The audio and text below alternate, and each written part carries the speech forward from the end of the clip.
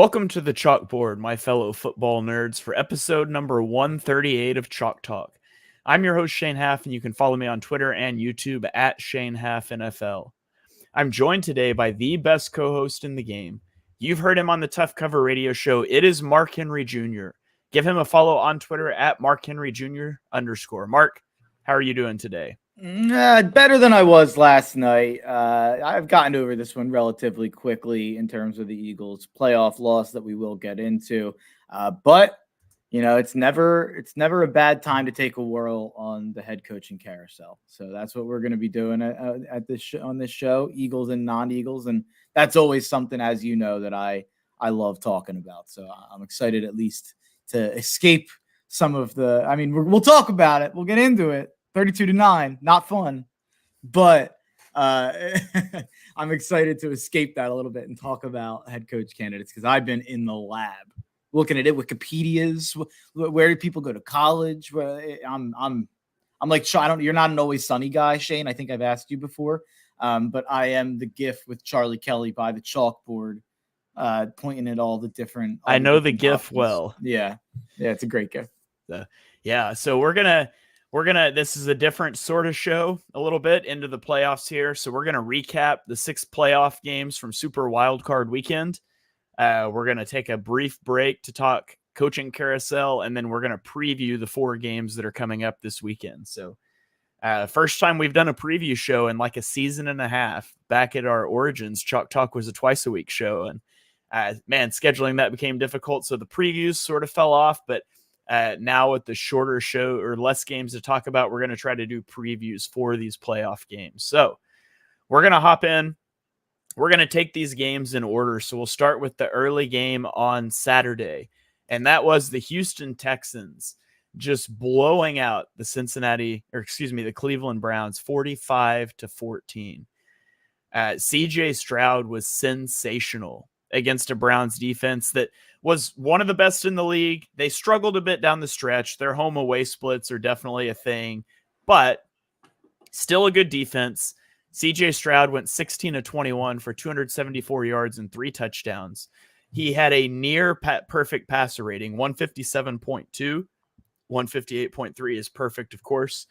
He probably could have had more, but 2 third-quarter pick sixes blew this game wide open. It really was a good game until that meltdown, and that sort of kept him off the field.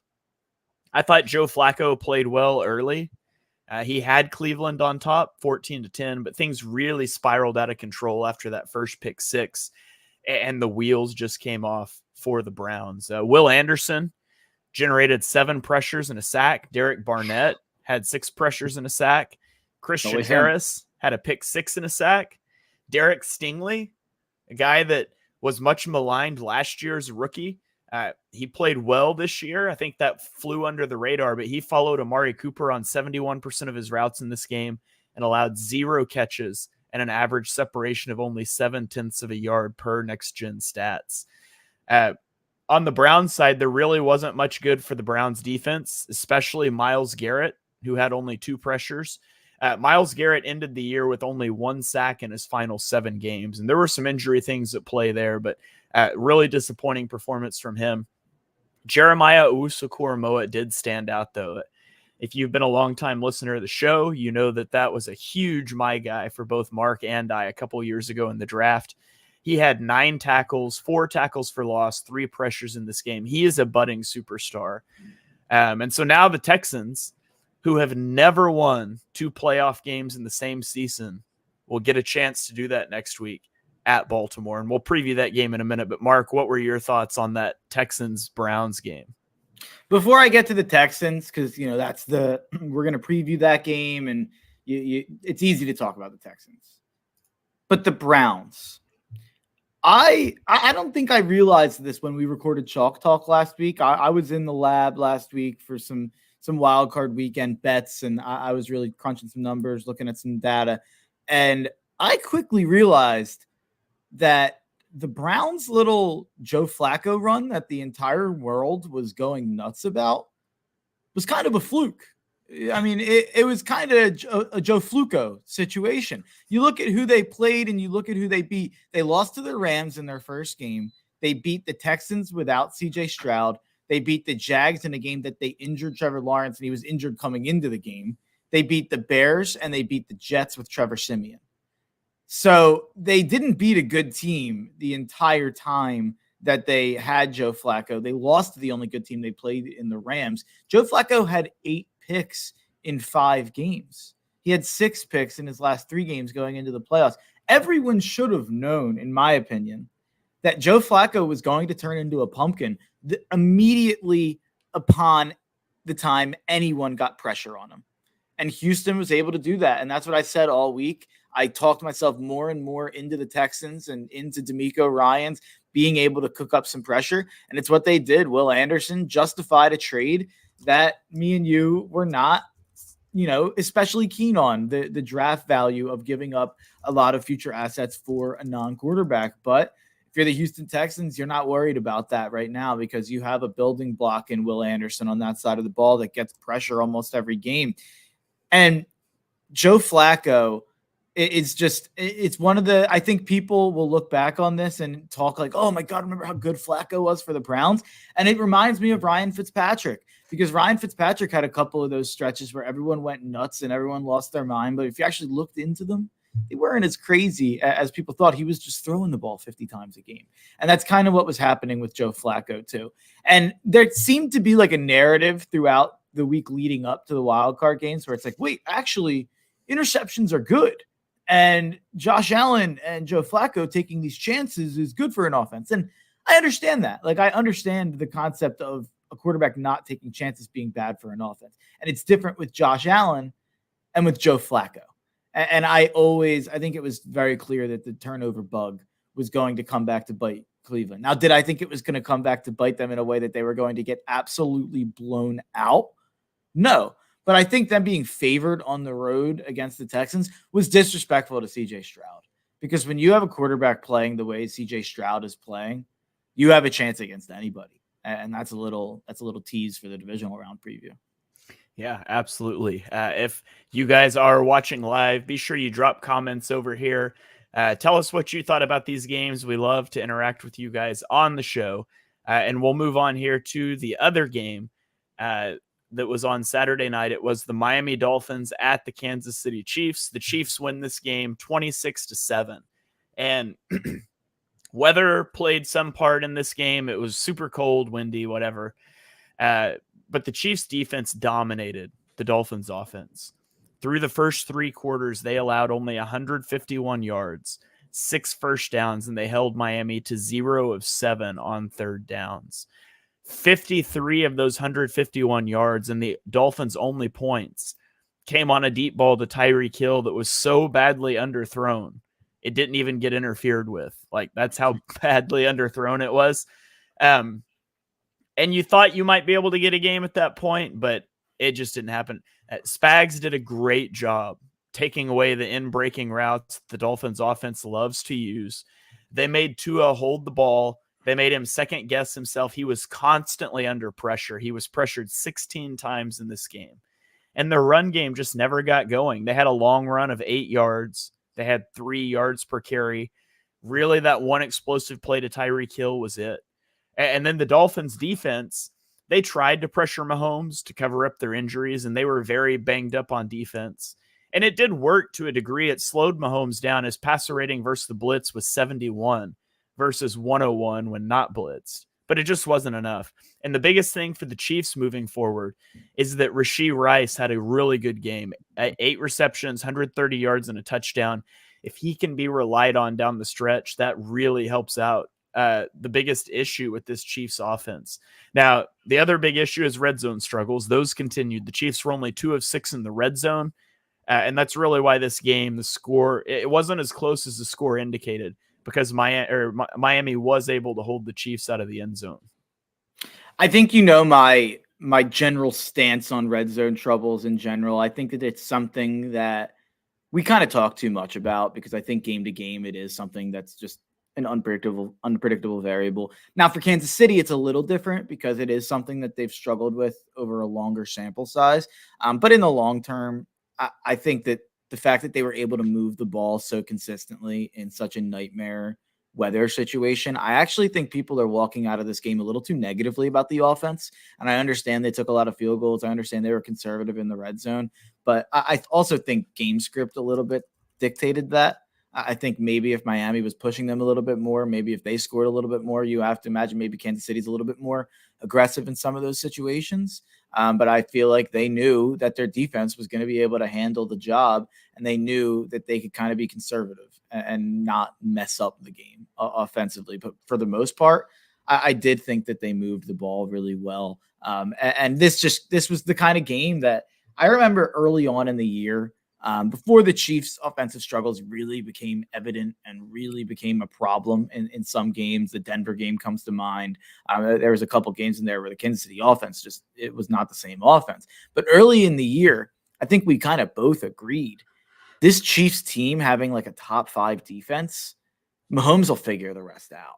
Like maybe they're not going to have a great offense. Maybe it won't be elite. Maybe they'll leave some on the table. But if you give Mahomes an elite defense, he's going to get the job done. And when I say get the job done, I might mean win a Super Bowl. I mean, we're staring at that down. Now, I will say Kansas City, just about the most brutal path you could like possibly imagine a couple weeks ago. Obviously, you get Miami in a good situation for you. You get them in Kansas City, you get them in the freezing cold. But Miami's probably a way better team than anyone you were imagining playing as the 6th seed. And then you go on, now you have to go to Buffalo.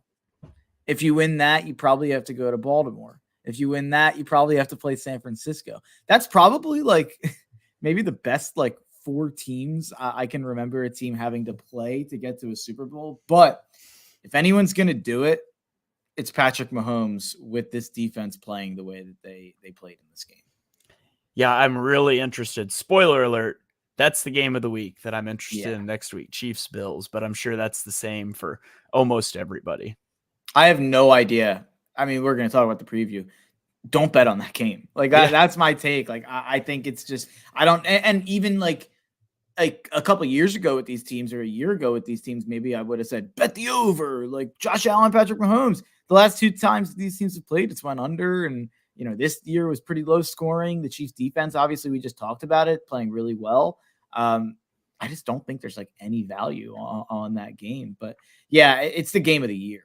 I feel like this is, you know, I weirdly have a lot of Ravens followers on Twitter. I guess it's just like a Northeast thing.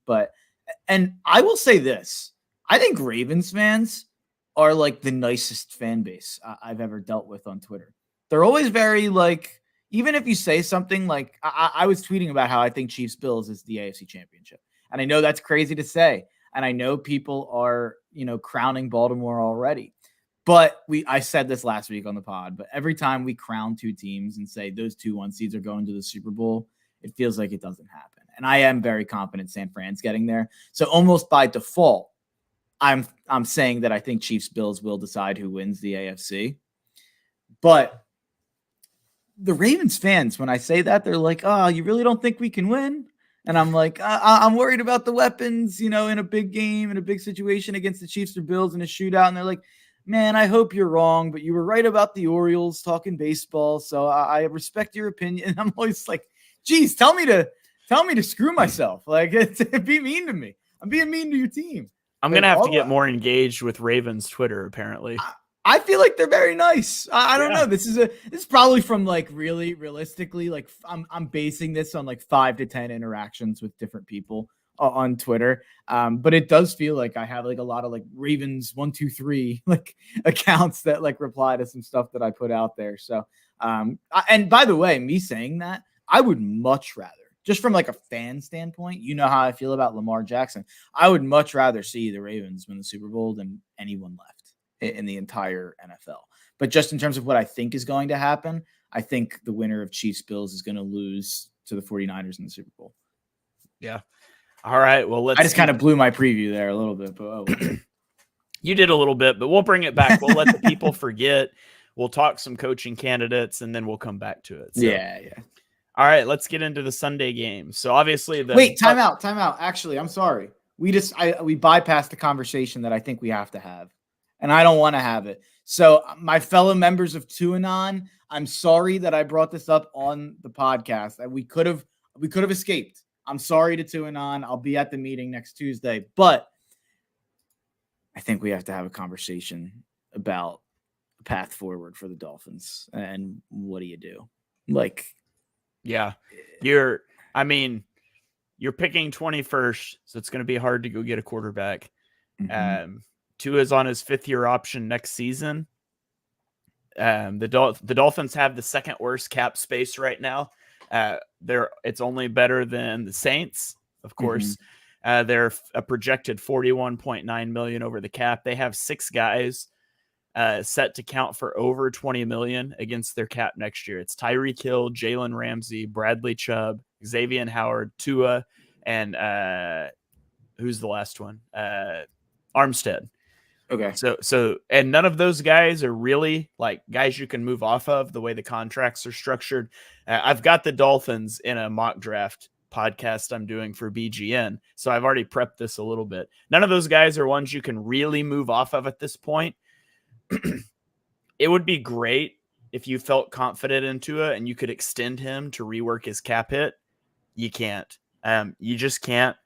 He's going to be on your roster next year, but I don't think he can be your quarterback moving forward. Like, if Mike McDaniel can't carry your quarterback to where you need to get, then your quarterback is just he's not a guy that can win a Super Bowl in the NFL, in my opinion.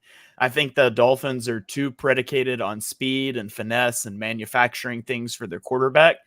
I think Mike McDaniel has done everything he can to build the system that is perfectly tailored to Tua's skill set, and it just falls short. It just doesn't work. Like, Mike McDaniel is where Kyle Shanahan was. He needs his Brock Purdy.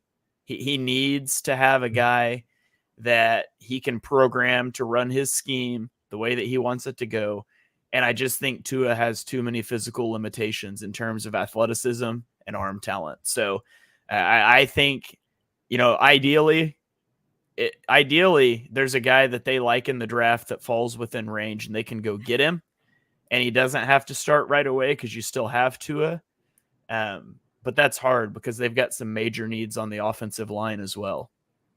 Yeah, you compared it to Shanahan. I actually think it's where McVay was with Jared Goff. It feels like that's where you're at. And the Rams were in a similar spot where they didn't really have cap either. Like, they couldn't really just go sign a free agent. And I think the perfect situation here for Miami is if they could go get Kirk Cousins and sign Kirk Cousins and trade Tua. Problem with that is you just laid it out with the cap. It's just not possible. Maybe they should trade for Stafford. Yeah. Well, I was thinking about that actually. Like, and the Rams now are probably young enough that they feel like they are not entering a rebuilding period. Like, you just made the playoffs. Like, you're probably going to retool, and I'm sure they probably are in a better cap spot next year, the Rams. So you have to imagine that maybe they go out and spend a little bit on the defense because that's really where that needs it. But I just turned it into a Rams thing. It's a weird situation for Miami. I don't think you can do a rookie. Like, I think that's just going to bring the same exact problems. Like, most likely the rookie's upside is not going to be higher than Tua's. You're kind of stuck between a rock and a hard place. It also reminds me a little bit of where Dallas was last year. I remember when we were doing the recap when Dallas lost in the playoffs, we were looking at the team and it's like, what do you improve? Like, if you're not training the quarterback, if you're not changing the head coach, like, what gets better? And Dallas, I guess, was a little better this year. They probably were about the same, honestly. They just won the division because the Eagles free falled. But I think Miami's probably going to do the same thing. Like, I think you probably run it back. I think you probably win like 11 games again, and we see if it works in the playoffs next year. The one thing I'll say is I do feel like people are assigning last year's playoff failure on Tua. He was hurt. He was hurt for that game. He didn't play that game. I will say Skylar Thompson played better in that game than Tua played against Kansas City. But do think it's a little unfair to Tua that it's like, all right, we're done with him, throw him in the trash. He's still an above average quarterback, right? In general, like he's probably 14th, 13th, maybe 10th, 11th. But yeah, I mean, you're kind of in quarterback purgatory if you're the Miami Dolphins. Yep. Yeah. I mean, that's the worst place to be. They do have a lot of cap space. They've got like 47 million in projected cap space. So wait, the Dolphins do? Oh no, sorry. That was shoot. Who are you asking about? The Rams. The Rams. Yeah. That was the Dolphins are like negative 40. Yeah. I got confused. I was like, oh, my brain was on. Yeah, I was just jumping back to the Rams because you'd mentioned them. But no, that was my fault. Yeah, but yeah, that. It's going to be interesting to see what Miami does. I think it's probably nothing. I don't think that there is a move to make. Yeah. All right. Well, let's roll on to Sunday. Into the Sunday games where the Dallas Cowboys became the first ever 2 seed to lose to a 7 seed. And it was not as close as the scoreboard indicates. Green Bay wins 48-32. This was Jordan Love's coming out party. Like, this is what I was pulling for when I said in our offseason NFC North podcast preview that the Packers were going to win the NFC North. Like, I thought you were going to get good play out of Jordan Love, and it struggled out of the gate. But since week 12, Jordan Love is second in EPA per play and third in success rate among all quarterbacks. I think people look at this game nationally and they say, wow, that was a great performance. Love has been playing like this. He threw for 272 yards, 3 touchdowns. He was in full command of the Packers offense.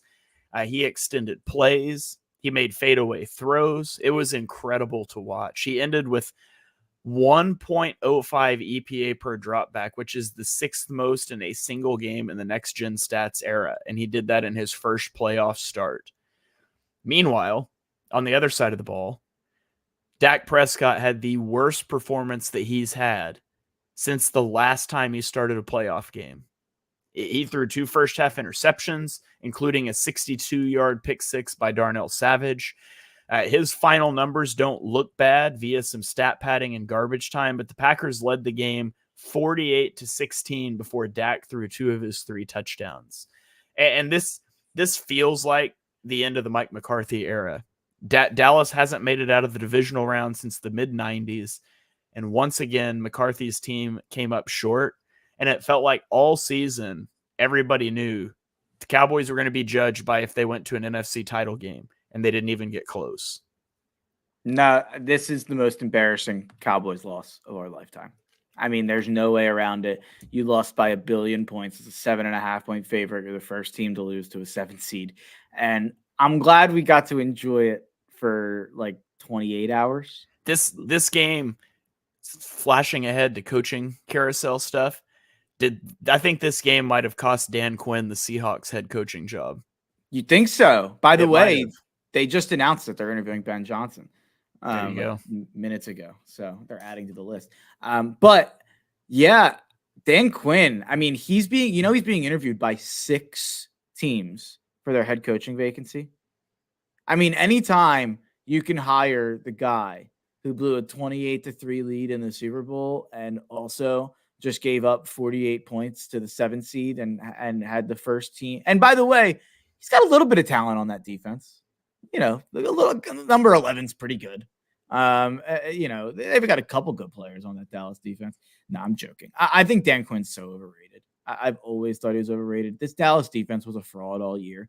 You saw it so many different times. Miami only put up 22 points, but they moved the ball up and down on them. San Francisco dog walked them. In the first game against the Eagles, we didn't have a whole lot of trouble scoring points on that Dallas defense. I just think that this Dallas defense was always fraudulent, but man, you get into these big games and a guy who I think we are largely pretty fair about. I think on this podcast, we are pretty positive about Dak Prescott, but it's utterly confusing to see some of the decisions he makes when it comes to January. And you say January because we know he doesn't get to February. This is, you know, that pick 6 he threw is just, I mean, that is backup quarterback in the preseason stuff. That is just everyone watching the game saw that develop before it happened. And it was one of those pick sixes where you knew it was a pick six before you even caught the ball, which is just always rare. So, I mean, just it was performance. It was starting in 2 high safeties and spinning it to cover 1 or spinning it to single high with Darnell Savage coming down into the flat or coming down into a hook zone. And Dak just looked at him the whole time and threw a slant right to him. Yeah, you mentioned like I've been a Dak defender on Twitter to a degree. I ranked him 9th on our QB rankings before the season. You ranked him 8th. I had a whole thread last year talking about how his interceptions, in 2022 were fun to make fun of, but in reality, it was more bad luck than anything, and that he shouldn't change that play style and it would bounce back. And but man, he just falls apart anytime there's any pressure in a big game. And the Cowboys got to have a conversation too, because his contract's about up, and there was stuff coming out about him making $60 million a year. And man, I don't know what you do if you're Dallas, because at this point you have to feel cursed. Like it has to feel like you'll never make it out of wild card or divisional round again. And you got the quarterback, and you've got it. Like, I don't know, you got to change the coach. You might have to change the quarterback too. Yeah, I mean, it's a crazy conversation. He's very good. By the way, I think my official hope I mean, we want Dak out of Dallas because he kills us. I mean, Dak does very well against the Eagles. He always has. Doesn't matter who the DC is. But I think I might rather Dak go elsewhere and win a Super Bowl more than I want the Eagles to win a Super Bowl. Not really, but it would be incredible to see Dallas. It's all you. Dak to Miami. Yeah. They would win the Super Bowl next year. I firmly believe that. And I'm a Tua guy, but I Dak was bad in this game, and of course he padded it with garbage time stat padding. But taking all that out of account, he's played some good playoff games in the past. He does just have some of these total mind farts, and that's what kind of.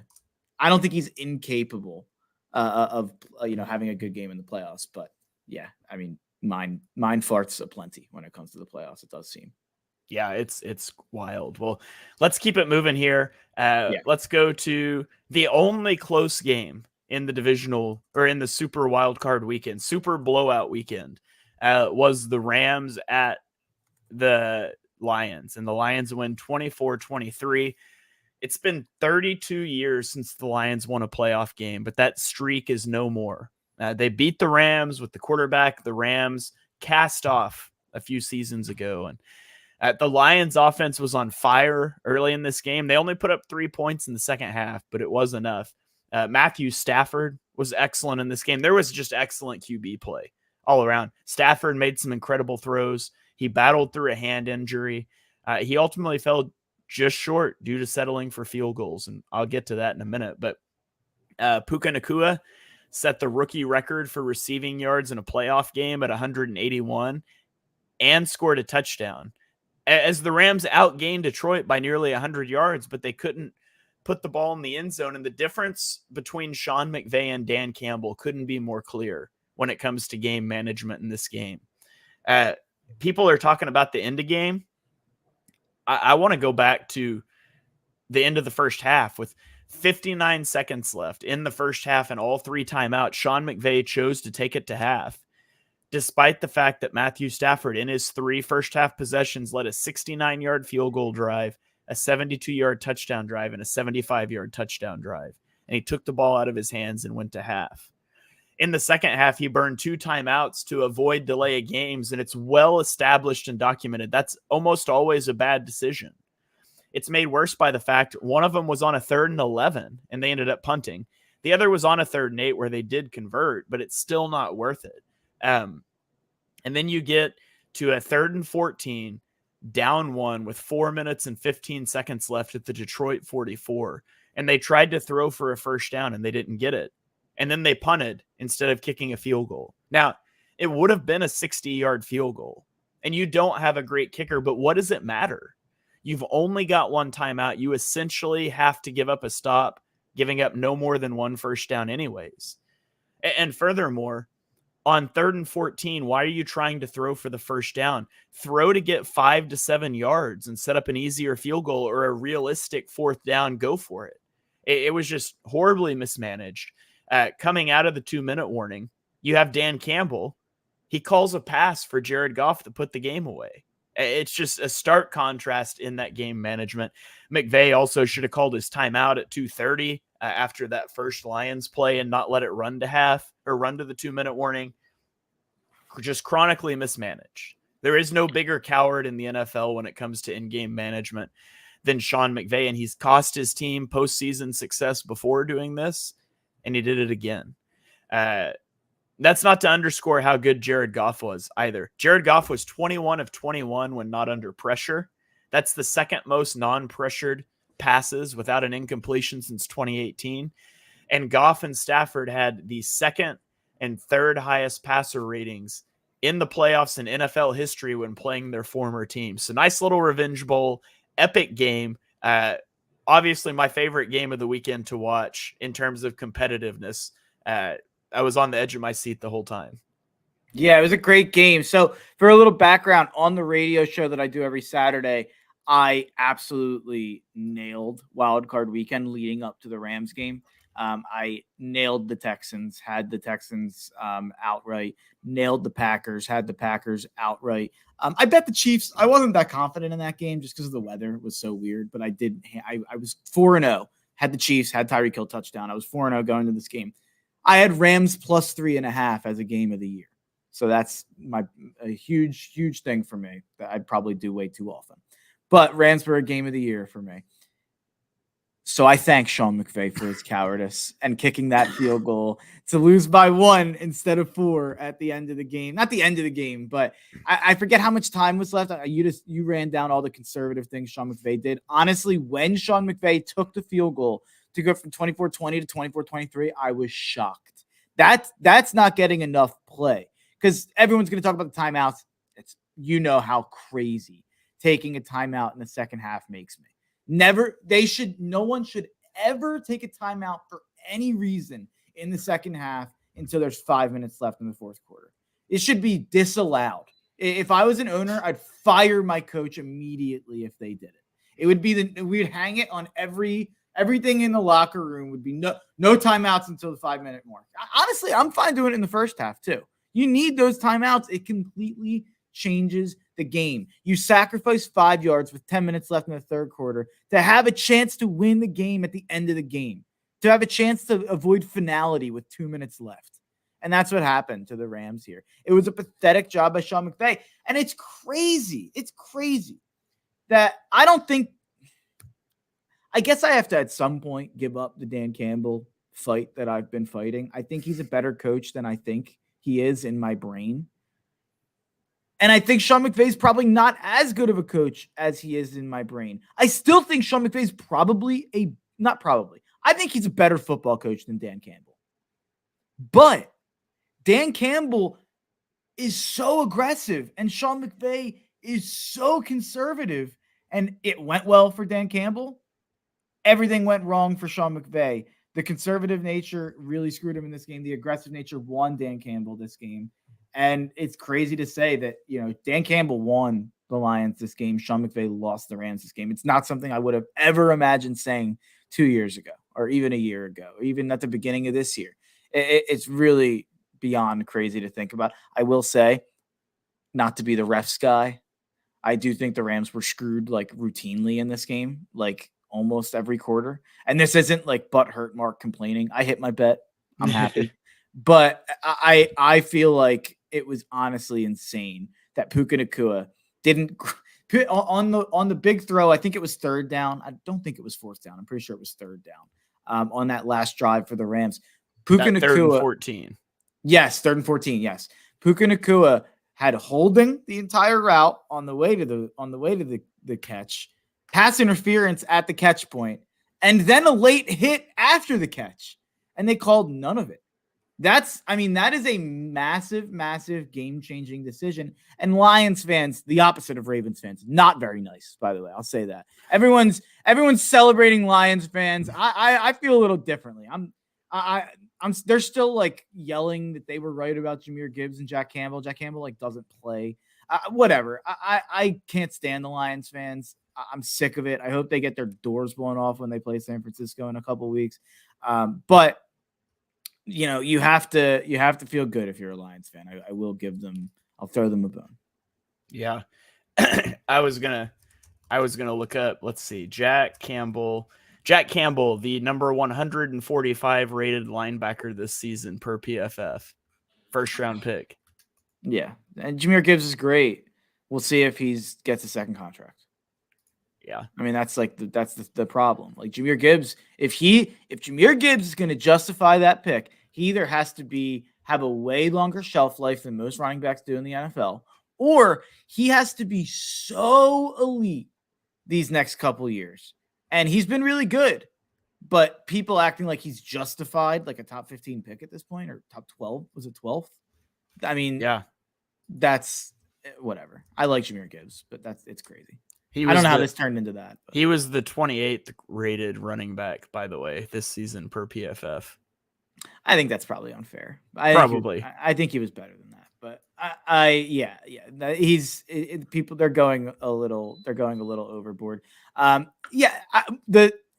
lost my track a little bit, but what I will say about that Lions fans were upset anyone was bringing up that pass interference. They were getting in the mentions of like everyone who ever brought it up, and it's like, hey man, my team lost the Super Bowl last year on 20% of the holding that guy did. Like, and that's just, I'm never going to give that up. And no one cared. No one cried for us. So I do think it's like worth bringing up. I probably wouldn't have thrown a flag on that one personally. What? I think that's crazy. I think there was three flags. Yeah, I probably wouldn't have, but I don't know. I'd have to go watch it again. I remember like watching it live. I was like, I'd have to go watch it again. The worst part of it was the late hit to me. I thought that was like worse than 80% of the calls that have been called for a late hit. Pass interference, holding, like I think there was that, but not to an egregious extent. More than we've seen plenty of missed PIs in my opinion. So the more focus for me was the late hit. Yeah. There was, I will say, I do remember the one, there was a 4th and I don't remember what it was, 4 when the Lions lined up to go for it. And they, I can't remember who the edge rusher was that jumped into the neutral zone, and then Taylor Decker moved and they called a false start instead of a neutral zone infraction. And then the Lions had to punt. That's a huge swing. So, I mean, that's the one that sticks out to me. I would have to go rewatch that one. I just remember thinking at the time, and I wasn't tuned into it as closely as I am to some other games, hanging on everything, looking up all the replays. But my initial thought was I would probably let it go. I'll watch it and I'll report back to you. I need a report back. I felt like it, and I felt like Twitter mostly thought it was crazy too. I didn't think I was alone in that, but that wasn't the only call. I felt like it was more the whole fourth quarter. Like I felt like it was a fine ref game until the fourth quarter, and I felt like there were multiple things that kind of went against the Rams in that stretch. But oh well, Sean McVay lost in the game more than the refs did. Yeah. Okay. If you try to Google anything about Lions penalties, everything's just about the Lions Cowboys game, by the way. So yeah. Well, they complained their way. You had to hear about Lions fans complaining for 3 weeks about it. So that you get your home playoff game. Enjoy it. Yeah. All right. Let's roll on to the Monday games. We'll start with Pittsburgh at Buffalo. We have to? We can cover this one quickly. I did not. So I'm still in the process of moving. I got home like an hour after kickoff, and it was already 21-0. And I was like, oh, well, okay. So this is the game I watched the least. I did throw on the condensed version. The Bills opened with a 10-play, 80-yard scoring drive. They got a takeaway and then a 1-play touchdown drive to make it 14-0. They pushed it out to 21-0, and then they just coasted. I mean, they didn't put it away, and it sort of maybe could have kind of got interesting, They should have blown it wide open, but the game was never in real jeopardy. I think the big thing out of this game is, well, two things. One is that injuries continue to mount for the Bills. Linebacker Terrell Bernard, and then defensive backs Christian Benford and Taron Johnson all left this game with injury. Now they're going to have to try to get ready on a short week, because remember, this game was pushed back from Sunday to Monday, so they've got one less day to host the Chiefs. And then the other notable thing of this game was Mike Tomlin walking away from the podium when he was asked about having 1 year left on his contract. So interesting decisions potentially coming from the Steelers as we head into this offseason. Yeah, I don't think that means anything. I think Tomlin will be back. Maybe I'm wrong, but I think Tomlin's probably like, are you guys kidding me? Like, I just gave Buffalo a game without TJ Watt and dragged this team with Mason wins. Rudolph. Yeah, and people are talking about my job. I think the Tomlin like outcry that has finally like reached a fever pitch here this year from some national media types and some Pittsburgh fans. I think it's coming from a place of bad faith. That's an entirely different conversation. But I think that the Tomlin negativity is insane. What he's done, and people are like, he hasn't won a playoff game since 2016. Look at his quarterback play in that stretch. He's not the GM. He makes the playoffs every year. I mean, it's all you can ask for when you don't have a top half of the league roster. What he does is incredibly impressive. They have a lot of young pieces in Pittsburgh. If they can figure out quarterback, I think they will get right back into the mix of competing in a real way, but not until they figure out quarterback. So that to me, that's the entire offseason. Can you get Kirk Cousins? Can you get Baker? Probably not. He's probably staying in Tampa. Can you get Gardner Minshew? Like, is that worth it? I don't know what you do, but you have to do something at quarterback. If there's a way for the Steelers to go all in and get Kirk Cousins, it feels like, by the way, that's going to be my answer for every team. It's just go. Can you get Kirk Cousins? Can you sign Kirk Cousins? It feels like Pittsburgh would be one of the better spots for Kirk Cousins to land and be in a pretty good spot right away. Yeah. By the way, I just pulled up the play and I watched it here, and yeah, I wouldn't have thrown a flag there. You wouldn't have done like for the late hit. I wouldn't call that a late hit. Like, he's coming to collision. He's coming to hit the guy as he's catching the ball. Maybe you could get that it's a receiver and he hits him in the head and neck area. Yeah, it's a defenseless receiver. That's you could probably throw that flag on. I don't know. I'm watching it again here. I mean, but he hits him with his arm. He hits him with his shoulder. I don't think that matters. I don't think that matters, though, does it? So no. The holding, like, it's definitely holding. I probably wouldn't have seen it. He does a pretty good job of like being close and staying on his back. Oh, I'm watching it again. How is that not a late hit? I'm getting more mad about it now. The holding's holding, but whatever. That happens on a ton of plays and it doesn't get called. I think it's pass interference because he's draped around him as he's going up for the ball. Yeah, I wouldn't call either of those, but you might get the flag on the hit to the head or neck area of a receiver. He's restricting his left arm going up for the ball. Like, I think that's absolutely like the definition of pass interference. Yeah, but, I mean, it is. I probably wouldn't have thrown the flag though. All right. But you're probably right on the hit. It's not that it's late to me because you're coming at the guy and thinking he caught the ball, but you probably do get him on the hit to the head or neck area. The defenseless receiver rule. But anyways, do we have to talk about this next game? Briefly, but the Eagles embarrassed themselves for like the 7th time in the last 2 months. They lose 32-9 to the Buccaneers, a Buccaneers team who struggled and in fact did not put up 10 points on the Carolina Panthers, the worst team in the NFL. Racked up 426 yards of offense. And they held the Eagles to 0 of 11 on 3rd and 4th downs. They blitzed some more, and the Eagles just ran verticals, and more verticals. Tampa Bay had 219 yards after the catch, 79 yards after the catch over expectation because tackling was horrific. The Eagles had like a 27% missed tackle rate. The game could have even been worse if K. Dotton and Mike Evans could catch the football. Baker Mayfield had negative 17% completion percentage over expectation at halftime. Meanwhile, Jalen Hurts faced 10 unblocked pressures on 39 dropbacks. 37% of the time the Buccaneers blitzed, they pressured Hurts with an unblocked defender. I don't know what you're supposed to do against that, especially when every route you run breaks over 10 yards. But Baker Mayfield became the first Tampa Bay quarterback to ever have 300 plus yards and 3+ touchdowns in a playoff game, which is kind of a wild stat considering Tom Brady won a Super Bowl in Tampa Bay. Yeah, I don't even know where to start. The team quit. I mean, it's that simple. They quit. They didn't want to tackle. There was an embarrassing play. I don't want to see Eli Ricks on this team next year. I can't believe that's like the first name that I said out loud. But I don't want to see Eli Ricks on this team next year. There was a play where Baker on 3rd and 5 or 3rd and 4 ran for a first down. Eli Ricks was dancing to hide behind the receiver. It was one of the weirder things I've ever seen. I don't think I've ever really seen anything like that on a football field.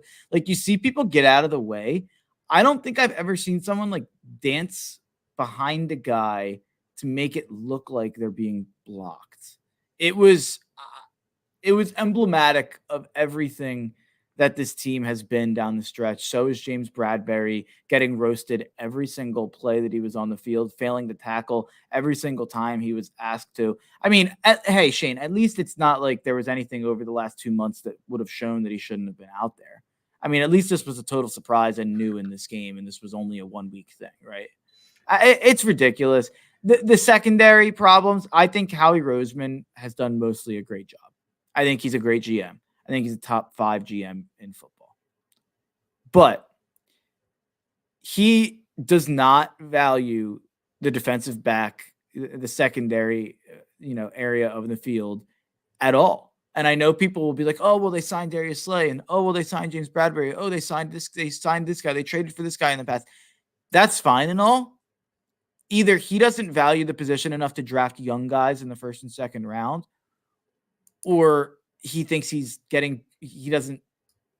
don't know what the strategy is. They haven't drafted a defensive back in the first 2 rounds since 2017. They haven't drafted a defensive back in the 1st round since 2002. That's why we look so slow in the secondary. The secondary is also, if you play Madden out there, you do a franchise, you're in the offseason, you're in free agency, go through position by position. Tell me what the youngest position is. It's cornerback, because cornerbacks lose it at like age 32. It's a young man's game. And I get that that might be part of the reason why you don't want to invest high-level picks and top 5 picks in corners. But why are we investing high-level money in 30-year-olds then? Because that's what we're doing time and time again. And everyone, as a whole fan base, we're all taking this tact where we're saying linebacker's important and we need to care about linebacker and they need to draft a linebacker, Jeremiah Trotter Jr. And I love Jeremiah Trotter Jr. I want a linebacker. I think they messed up with TJ Edwards, all of that. But we're only focusing on that when I do think the secondary is the bigger problem. Secondary, corner, safety right now is more important than it's ever been in the NFL, and we value it less than anyone else in the NFL does when it comes to a draft pick perspective. And to me, we could talk about Jalen Hurts, we could talk about Brian Johnson, we could talk about the offense, we could talk about everything. That's the backbone of the whole problem that happened down the stretch here. It's the defensive line that you poured every possible resource into was not good enough to cover up the fact that you haven't poured a single resource into anything else on that defense for years now. Yeah, I mean, you're not wrong. There's problems abounding all over for the Eagles. And on the flip side, the Buccaneers are in an interesting place because they had Baker Mayfield on it's like a $4 million deal this year. Yeah. And you're in a place where, again, you don't have a quarterback that you can go get. So are you going to extend Baker? Yeah. Your offensive coordinator is going to get head coach interviews. If he leaves, is Baker going to work? And then you've got Baker in like his 7th coordinator in the last 6 years or something like that. You've got the Mike Evans contract looming. Like, it's like they've got an ecosystem that allows Baker to work, and play well. Baker played well this year for the most part. But it feels like it could all fracture at any point because if Canales leaves, if Mike Evans leaves, all of a sudden, where does that leave Baker? And so it would make me a little hesitant to commit to him long term. But it's going to be interesting to see what the Buccaneers do this offseason. I'm really fascinated by the approach they take. Yeah, I think they're going to keep him. I think they're going to lock him up. They're going to try to give him a Geno Smith, Daniel Jones deal that they're only really committed to a short amount of time, but they give him a lot of money. That would be my guess. And it's kind of the same. You mentioned Dave Canales. It's kind of the same situation Seattle was in last year. Dave Canales left Geno, and he was fine this year, but he wasn't as good. So if he leaves Baker, maybe it's the same kind of situation there in Tampa where you regret doing that. Mike Evans, they should pay Mike Evans because he's like one of the best players in the history of their franchise. That's like a whole separate thing. Like they should not let Mike Evans go. But the Baker thing, yeah, I think you probably have to keep him. You have to keep him on a Band-Aid deal. And then, one last thing on the Eagles, the Jalen Hurts conversations that are being had, I think are just absurd. Like everything relating to all the problems we had this year, all the problems with play calling, the refusal to pick up blitzes, the refusal to adjust anything offensively, kind of the guys who were in and out of the lineup, no AJ in the playoffs, Goddard missed some games, Dickerson, Lane, and Juergens all missed time on the offensive line. I thought Mailata took a step back. All those things, he was probably still the 6th or 7th best quarterback this year. So yeah, I think anyone who's like throwing Jalen out, Joe DeCamara, WIP host. I know you're not probably as plugged in on like the sports radio blowhards, Shane, in Philadelphia, but Joe DeCamara said there's no way he'll be the quarterback in 2026, which just feels like an insanely stupid conversation to have on January 16th, 2024. But I think Carson Wentz has poisoned some brains in how we think about quarterback play in this city. But you saw the entire football media like come out to defend Jalen Hurts and say what Nick was doing to him was unconscionable. Yeah, all I need you to see is on a 3rd and 2, the Buccaneers bring a blitz and the Eagles run 4 verticals with not one route over the middle of the field, and tell me what Hurts is supposed to do. Now, like taking a safety when the ball was snapped from the 14-yard line is horrific. Terrible play by Jalen Hurts. And at that moment, the game was totally over. The defense quit, game over. There's responsibility that Jalen Hurts bears for some of this, I'm sure. We can have the Jalen Hurts conversation. We have to do it after you put a competent NFL staff in the room and let them coach him. So get rid of everyone. Get an actual coaching staff. And then next year, I'm happy to have that conversation if it's not better. I think that Hurts has some bad tendencies. I think he has weaknesses as a quarterback, as every quarterback does. I think the coaching is a travesty. Like I literally don't know what the Eagles do in an offensive film room throughout the week. I have no clue because they sat there against the Giants and went empty, and the Giants blitzed 6 to get a free runner, and the Eagles had no answer. And then 2 weeks later, they played the Giants, and they kept going empty, and the Giants blitzed to get a free runner, and they had no answer. And against the Buccaneers, every 3rd down, they went empty. Guess what the Buccaneers did? They sent 6. They had a free runner. The Eagles had no answers. Like, I literally, there's not enough words for the incompetence that this coaching staff displayed down the stretch. I am not a fire everybody guy. Nick Sirianni cannot be the head coach for this football team next season. He just can't. We had a comment here on Twitter a little bit ago from RBJ92, asked, when do you think we'll get final word on Sirianni? I have no idea. I'm sure they'll meet with him. They'll take their time. They're probably not in a big rush because a lot of the guys you'd probably want to meet with are still in the playoffs, so it makes it hard to get interviews. But I'm not positive that they will get rid of Sirianni. I'm positive that they should. I don't think they're going to fire him. I think they should. I think last week on the pod, I said they probably should, but if they decide that they want to bring in an offensive coordinator and defensive coordinator, or if they decide that they want to make him call plays, then I would understand that. Now, I don't think that's going to be easy to sell to the fan base after what just happened. So I think you probably have to make a move, and that's a shame because he's the winningest coach in our franchise's history after 3 years of making the playoffs. We went to the Super Bowl.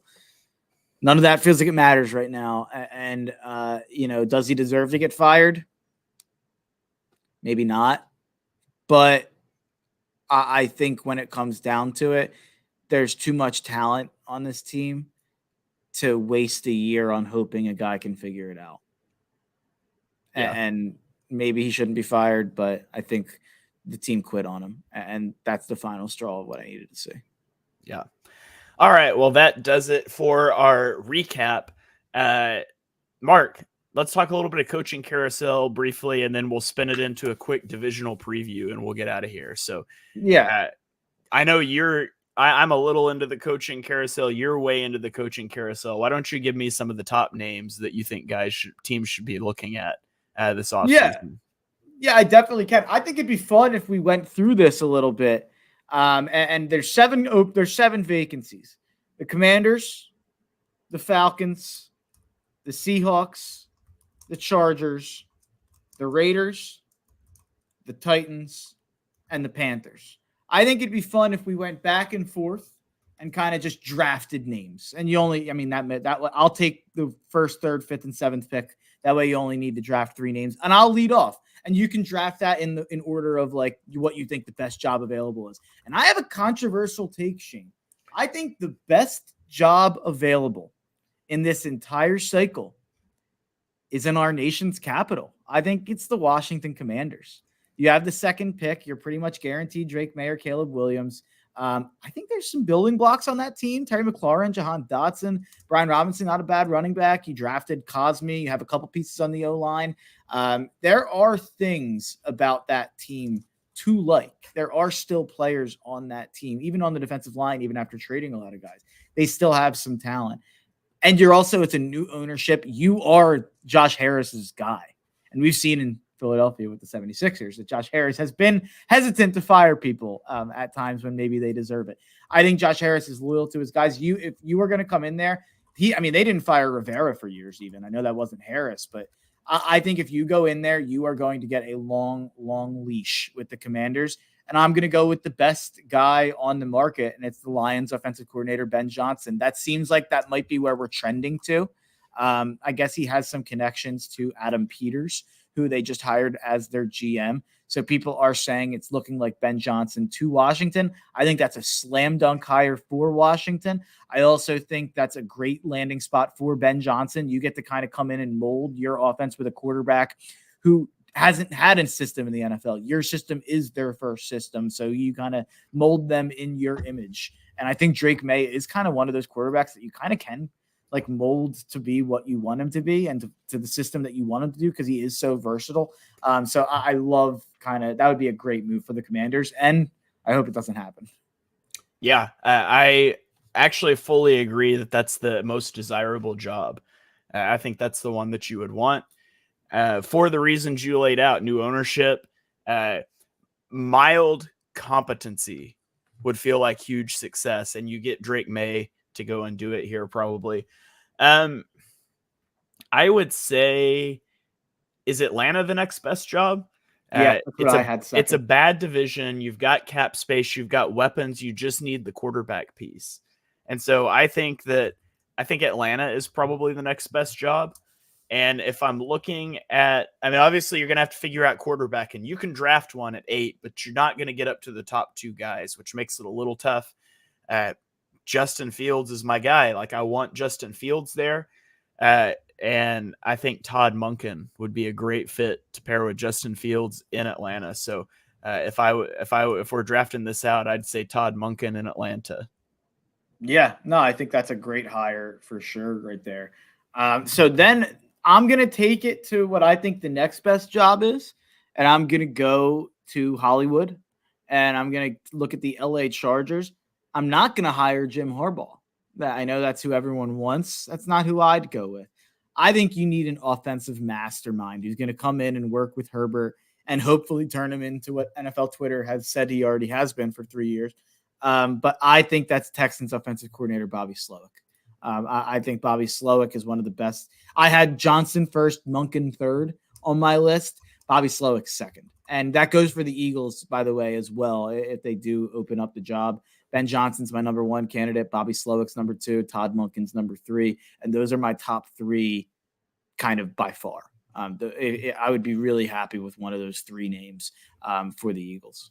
Yeah, I feel like you're out of the easy hires now. Yeah. I think I would say that the next best job opening is probably Seattle. Seattle's got a lot of young pieces. The quarterback thing is a little bit in flux, but Seattle's a stable environment. Pete Carroll's built good infrastructure there. They've got some long-term cap flexibility. They're tight against the cap right now, but I feel like, is this what we would do? This is what we would do, right?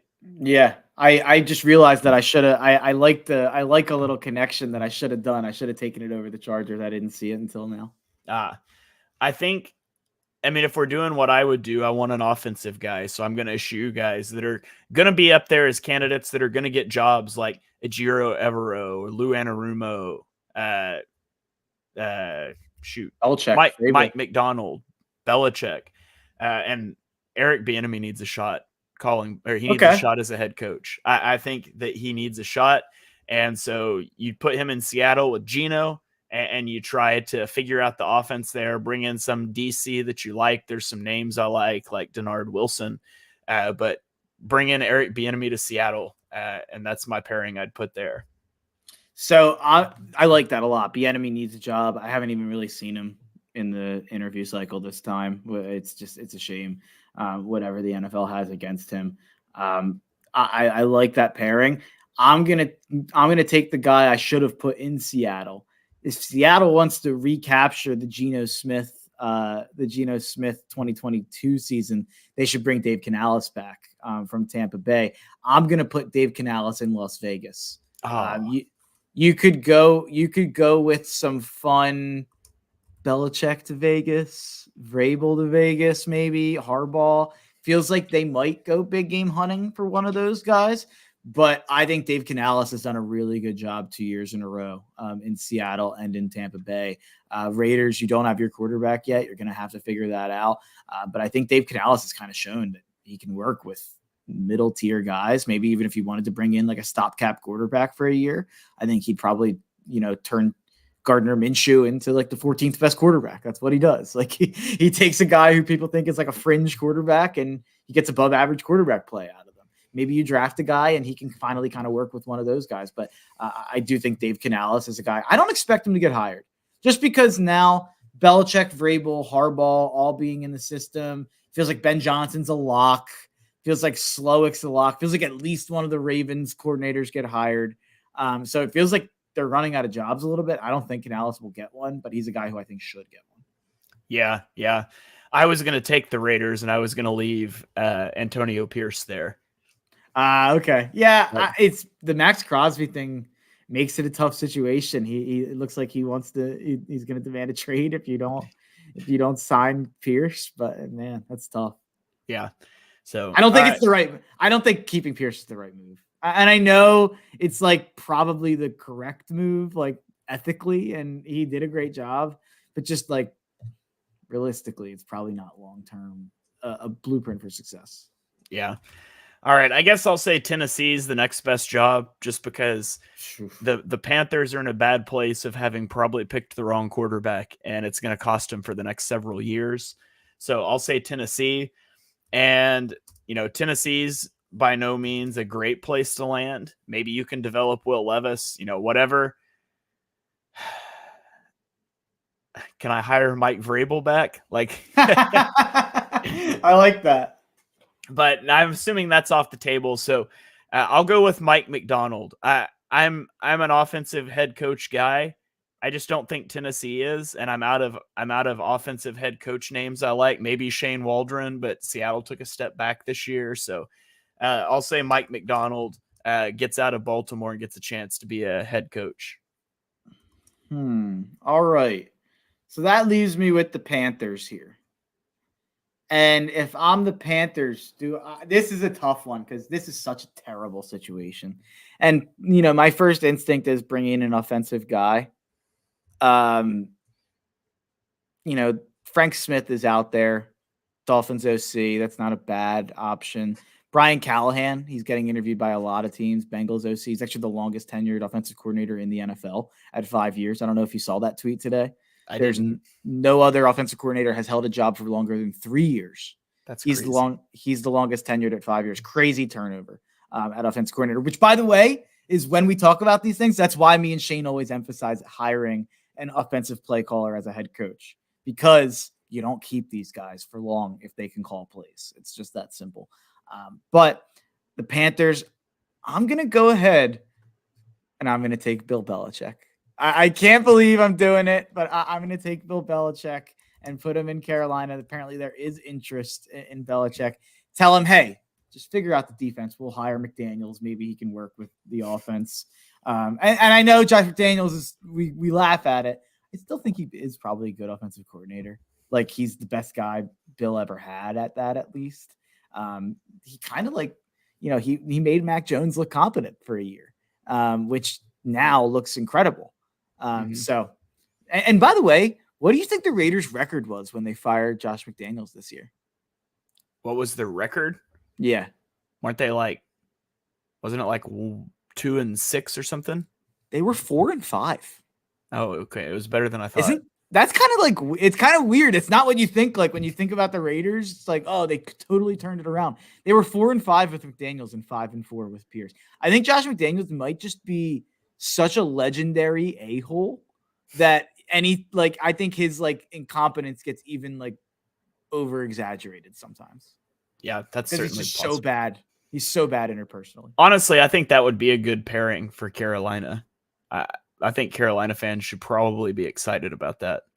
But if you're Belichick, you want to go to Atlanta. Yeah. Or I guess that's to finish this out, because I think this is more interesting than previewing any of the games, to be honest. You know how I feel about this. But Belichick, if you're Belichick and you get offered the Falcons job, the Cowboys job, and the Eagles job, you don't have any say in the front office in any of them. You're making the same money at all places. You have control over your staff at all places. Where do you pick?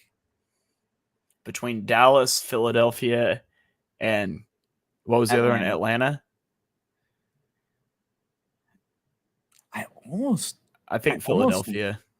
You think so? I don't think it's Dallas. Yeah. And I know that I don't think it's Dallas. I actually think it's Atlanta. I feel like they've got the easiest path to the postseason for sure. Yeah. But they don't have the quarterback. The other two places have the quarterback. They don't have the quarterback, but they do have the 8th pick. And like you said, I think you could get Fields if you want him. Yeah. So you can get Jaden Daniels, you can get Justin Fields. There's options. You're not in a quarterback purgatory. And we're doing the BGN mock draft tonight. I have the Falcons. They don't have a ton of needs. It's a short list. You look at the roster and some of the PFF grades, it's a good roster. So I actually think that's the job Belichick should look at. I think it's the second best job available, even if the Eagles and Cowboys come available right behind the Commanders. I know that's a little bit of a hot take. Yeah. All right. Well, that is our coaching carousel talk. We're going to spin it forward now and briefly preview these upcoming games. Let's start. We'll just go in order here, Mark. So we'll start with Houston at Baltimore. Now, Baltimore led the league in sacks this year. They won 6 of their last 7 games with that lone loss coming in week 18 with backups playing. They have the highest point differential since week 11 in the NFL. They've been firing on all cylinders. Their defense finished 6th in EPA per play among all teams for the last decade. Their defense gives them a chance in any game that they play. And I haven't even mentioned the likely MVP winner yet in Lamar Jackson. I really thought that Mark Andrews' injury could potentially derail their season, but they won 5 in a row without him. And now he comes back. Then on the flip side, you've got Houston. CJ Stroud's playing at such an elite level right now. He just took apart the vaunted Browns defense. Now, I do think down the stretch, the Baltimore defense has been better. The Baltimore offense has certainly been better. I think it's an uphill battle for the Texans. I wouldn't count them out. I think the 9.5 points is disrespectful, but I do think Baltimore wins this game.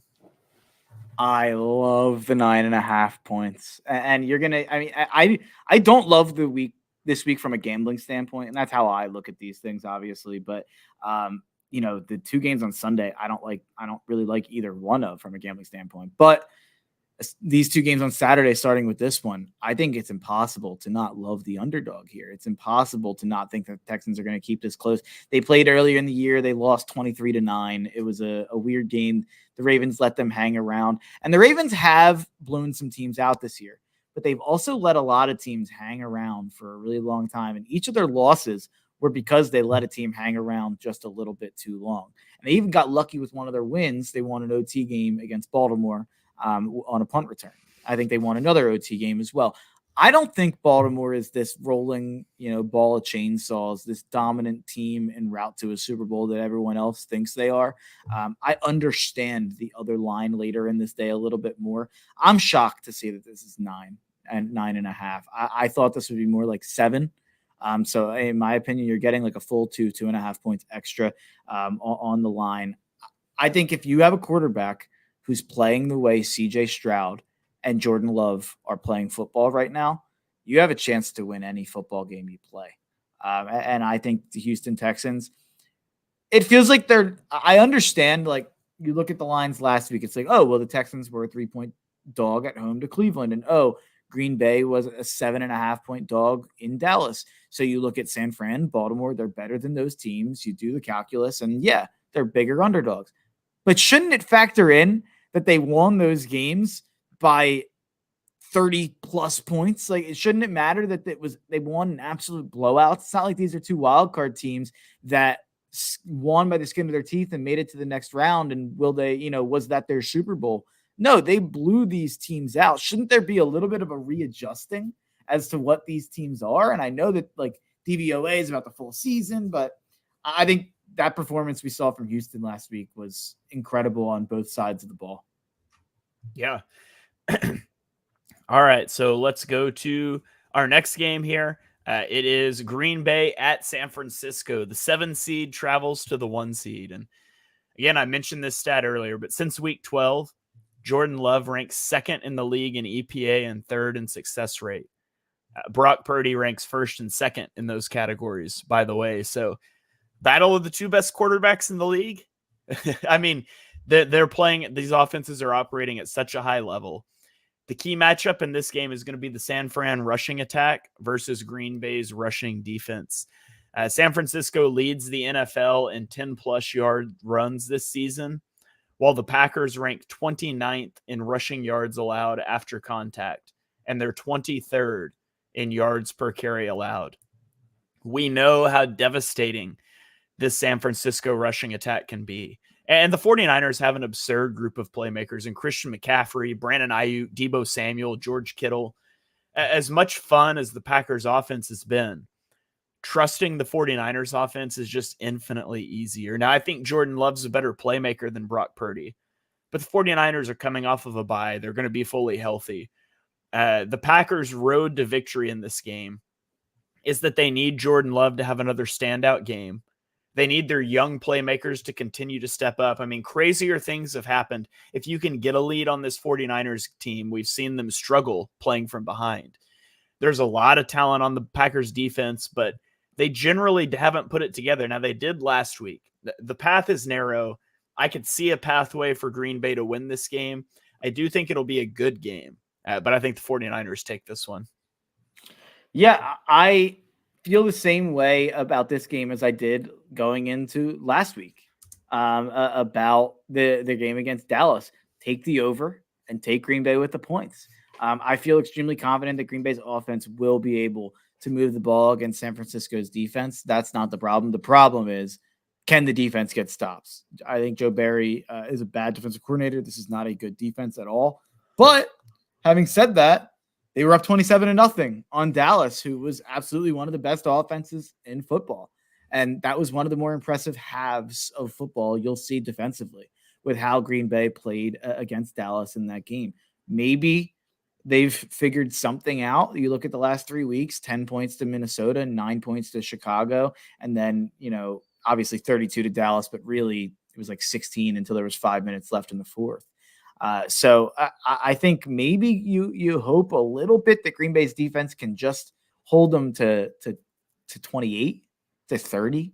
And maybe that way you can outscore them. You can get to 31, you can get to 35, whatever you need. But I think you're going to need at least, 28 points to win this game. If you're Green Bay, maybe probably 31 plus. I think San Fran probably pulls it out, but I do think this is probably their toughest. I think this will be tougher for San Fran than next week will be, because I think Jordan Love is playing at a higher level than Jared Goff is. And I think Jordan Love is playing at a much higher level than Baker, obviously. I think this is a much tougher game from San Francisco than people think. Yeah, I agree with that. So, okay, let's get into the Sunday games.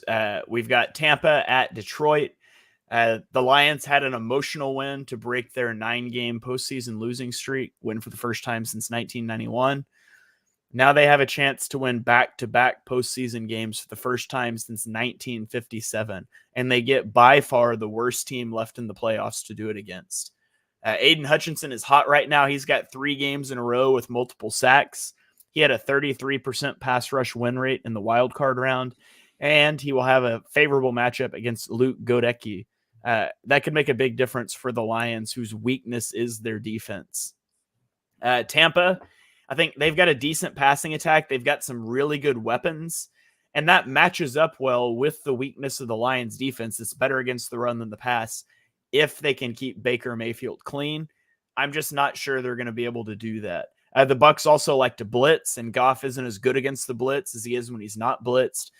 That said, other than just like total emotional letdown, which I don't know how that could happen to you at home if you're Detroit, I just don't see much of a pathway for Tampa in this game. I think Detroit should win this game. I think it'll be the worst game of the weekend. Yeah, I might boycott this game. I mean, I think if you're like a football fan who, maybe you got a significant other, you got a child that maybe wants to spend time with you. I don't know why they would, football's football. But if you want to take a break this weekend, I think it's 3:00 on Sunday. I think you go out and you make it back for the main event of the entire weekend with Kansas City Buffalo. But if you are going to bet the game, I don't like anything besides Mike Evans' touchdown. I'm already seeing it at plus 130. He's been a great value all year. Didn't get the job done against the Eagles, mainly because he dropped one right through his hands. But I Mike Evans' touchdown's become an auto bet for me. I lean Detroit. If I was going to take a side, I would take Detroit minus 6.5. Goff did play really well last week, and mainly Tampa being up 16-9 against the Eagles with the way that the Eagles were playing that late in the game. I think Tampa's terrible. Like I don't think Tampa's good at all. That game did not make me think, oh, Tampa's good. It made me think, oh, the Eagles are way worse than I could have ever imagined. Maybe the worst team in the NFL right now. So, yeah, I think Detroit probably blows them out. It's just hard to rely on them to win by more than a possession because every game that they play seems to come down to the wire. Yeah. All right, let's go to the last game. This is the game everybody's going to be talking about on Sunday Night Football. Chiefs at Bills. It will be the first road playoff game for Patrick Mahomes in his career. Now Mahomes is 38-11 on the road in his career, and that's the most wins by any quarterback in their first 50 starts in NFL history. So maybe that doesn't even matter. Rashee Rice has emerged as a reliable option for Mahomes through the air. As I said, he had 130 yards against the Dolphins. The Chiefs defense is legit though. They rank 4th in EPA per season. Steve Spagnuolo's done a tremendous job with that young defense. On the Bills side, it's the double-edged sword of Josh Allen. He's generated double the EPA of any other quarterback on runs this season. There is not a throw that he can't make, but there are throws he shouldn't make, and sometimes he has trouble telling the difference between those. We have seen Allen push too hard before and lose games for the Bills. He can get in his own head, and we've seen it. And the last time these teams met in the playoffs, it was the infamous 13-second game. And so you wonder if that'll be in his head. If Josh Allen plays calm, I love the Bills in this game. I have a hard time trusting Josh Allen fully in some of those situations. So I think this is going to be a great game. I think I would lean to the Bills, but I just think it's a toss-up to me, to be honest. It's tough to trust Josh Allen, like you said, but it's not trust to tough Josh. That was bad. It's not trust to tough Josh Allen. You know what's not tough to trust Josh Allen to do, Shane? What's that? Score a rushing touchdown. Josh Allen anytime touchdown is the new Jalen Hurts anytime touchdown. 16 rushing touchdowns this year in 18 games.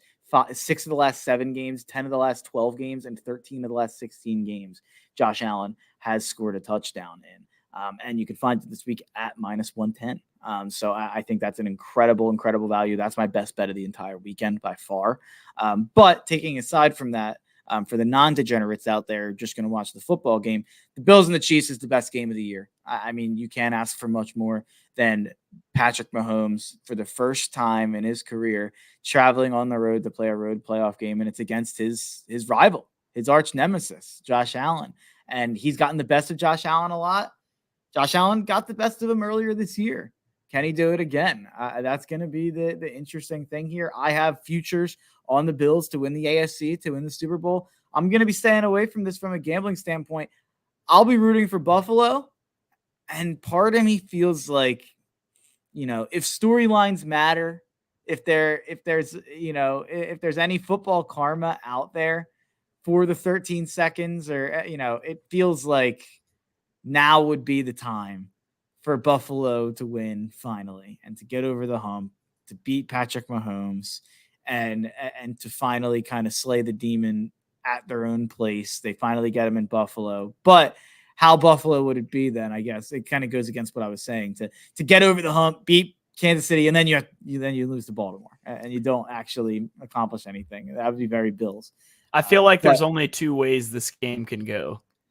Either it goes to overtime and the Chiefs get the ball first and they just score a touchdown to end the game. And so we do the Josh Allen didn't get the ball thing again. Or we go back to like the Bills-Eagles game. Goes to overtime, Bills get the ball first. They settle for a field goal, and then Mahomes walks it off anyways. Like, I feel like heartbreak and overtime is what the football gods are going to give us in this one. Wait, but now in the playoffs, you get a chance if they score a touchdown, right? Am I wrong? I think it's only on a field goal, isn't it? No. This was the change. The change was for just the postseason. The first touchdown does not end the game. Okay, you have a chance to match it. I thought so. That was what Bills fans lobbied to get. So the Bills get the ball first in overtime. Yeah. They score a touchdown. The Chiefs score a touchdown and go for 2 and win. Oh my God! You put that in the universe. That's not me, Bills fans. Andy Reid would never. Nah, he wouldn't. No chance. So, all right, that's going to about do it. Thank you guys for joining us for this episode number 138 of Chalk Talk.